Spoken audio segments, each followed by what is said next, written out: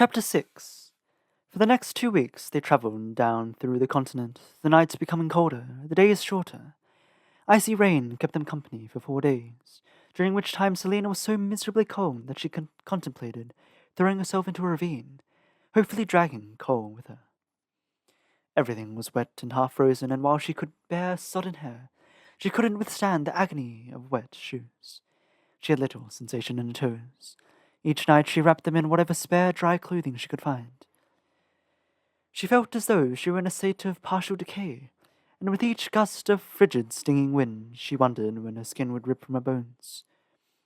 But, as it was with autumn weather, the rain suddenly disappeared, and cloudless, brilliant skies once more stretched over them. Selena was half asleep on her horse when the crown prince pulled out of line and came trotting towards them, his dark hair bouncing. His red cape rose and fell in a crimson wave. Above his unadorned white shirt was a fine cobalt blue jerkin trimmed with gold. She would have snorted, but he did look rather good in his knee-high brown boots, and his leather belt did go nicely, even though the hunting knife seemed a bit too bejeweled.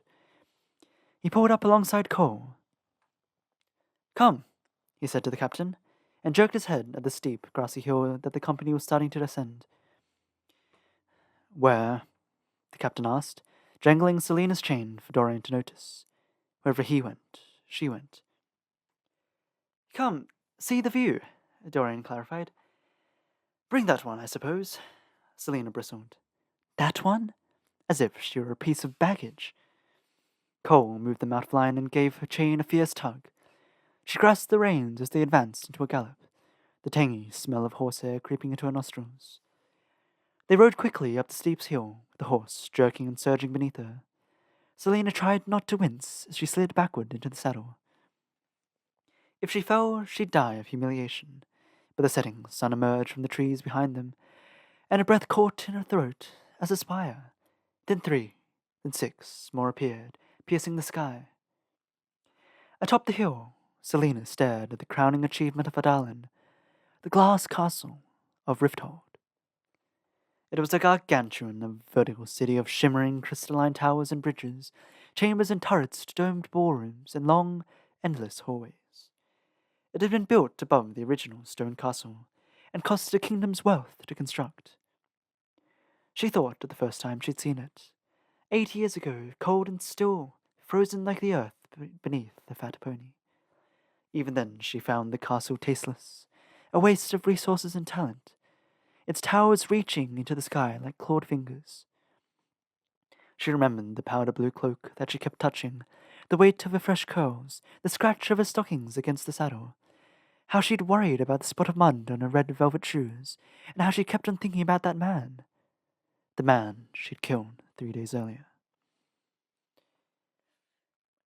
"One more tower and the whole thing will collapse," the crown prince said from his spot on the other side of Cole.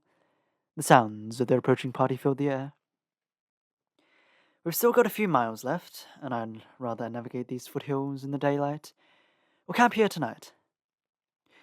"I wonder what your father will think of her," Cole said.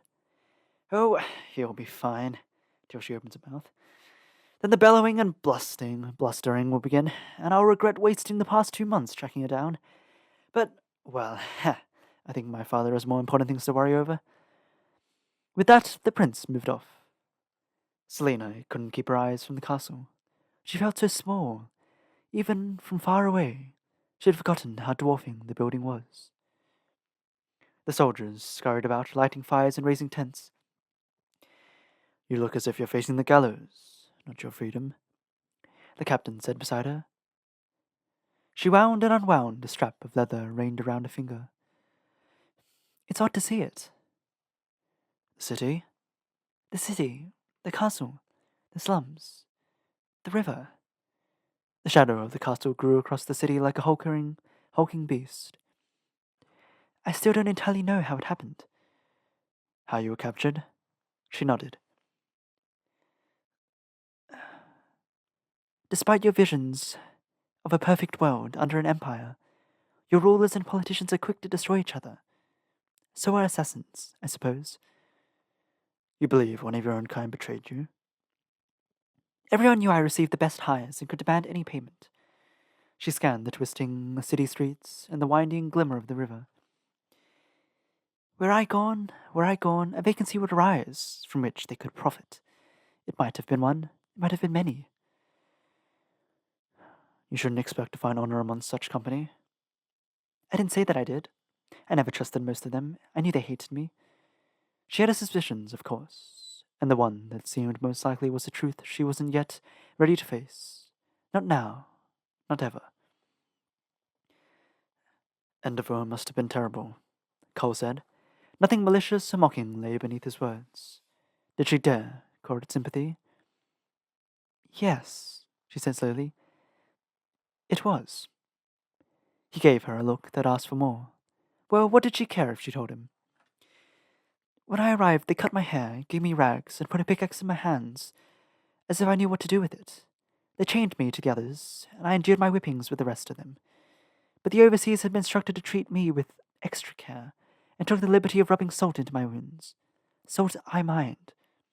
And whipped me often enough so some of the gashes never really closed. It was through the kindness of a few prisoners from Eloe that my wounds didn't become infected. Every night one of them stayed up the hours it took to clean my back. Cole didn't reply, and only glanced at her before dismounting.